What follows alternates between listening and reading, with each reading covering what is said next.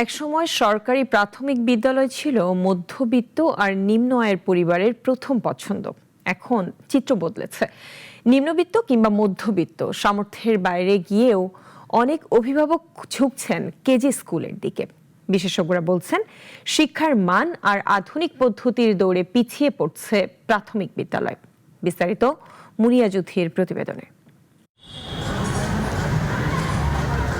প্রতিদিনের ব্যস্ততা, ছোট্ট শিশুকে নিয়ে স্কুলে ছুটছেন অভিভাবকরা। কেউ রিকশায়, কেউ প্রাইভেট কারে, আবার কেউ বা মোটর সাইকেলে করে পৌঁছে দিচ্ছেন ছোট্ট সোনামণিদের। গন্তব্য একটাই, বাসার পাশের কেজি স্কুল।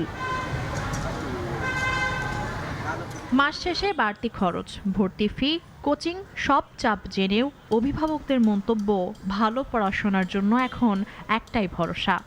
এখানে যেভাবে এরা যত্ন করে, যেভাবে যে টেক কেয়ারটা করে, সরকারি স্কুলে সেই টেক কেয়ারটা আমরা পাই না। সরকারি স্কুলে জবাবদিহিতার অনেক অভাব আছে, কিন্তু এখানে জবাবদিহিতা অনেক সুন্দর এবং ছাত্ররা পর্যাপ্ত মনিটরিংয়ের ব্যবস্থার আলোকে পড়ে। এই স্কুলে পড়াশোনা ভালো হয় এই জন্য আর কি। আর সরকারিতে মানে ওই ম্যাডাম যে টিচাররা থাকে ওদের মানে পড়তে হয় ওদের কাছে, আর এখানে এরা এখানেই পড়ায়, অন্য টিচার দিতে হয় না আর কি।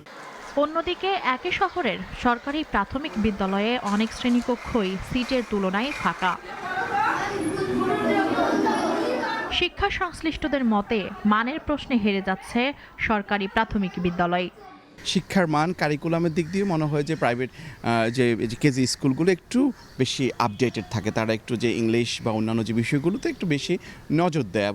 শিক্ষা মন্ত্রণালয়ের বিভিন্ন তথ্য বলছে, গত কয়েক বছরে অনেক সরকারি প্রাথমিক বিদ্যালয়ে শিক্ষার্থী কমেছে, সঙ্গে রয়েছে শিক্ষক সংকট।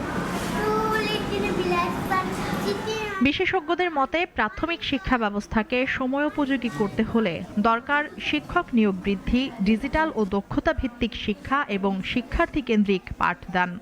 সরকারের যে প্রাইমারি স্কুলগুলো রয়েছে সেগুলোকে পুরোপুরিভাবে বাজেটারি অ্যালোকেশন দিয়ে যথাযথ শিক্ষক এবং টিচিং অ্যাসিস্ট্যান্ট, যেমন বাইরের স্কুলগুলোতে দেখা যাচ্ছে যে যদি 60 জনের বা 50 জনের ক্লাস থাকে, একজন মূল শিক্ষিকা থাকবে এবং ক্লাসরুমে একজন টিচিং অ্যাসিস্ট্যান্ট থাকবে।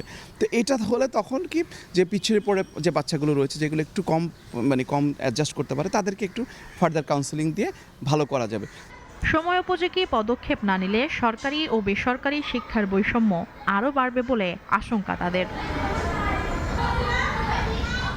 মুনিয়া জুথি, নাগরিক, ঢাকা।